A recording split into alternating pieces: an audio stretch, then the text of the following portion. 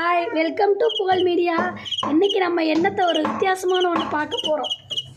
இங்கே பாருங்கள், நாங்கள் வீட்டுக்குள்ளே குருவி வந்துருச்சுன்னு நினச்சோம். என்னடா கிரைண்டருக்குள்ளே குருவி சவுண்டு கேட்குறேன்னு வந்து பார்த்தா கிரைண்டர் கடிக்குள்ள இந்த குட்டி பூச்சி வந்து நின்று கற்றுக்கிட்டு இருக்கு. இங்கே பாருங்கள் எவ்வளோ அழகாக சவுண்டு கொடுக்குதுன்னு. நான் பேசுகிறேன், அது என்ன கண்டுக்கிறாம எப்படி சவுண்டு கொடுக்குதுன்னு பாருங்கள்.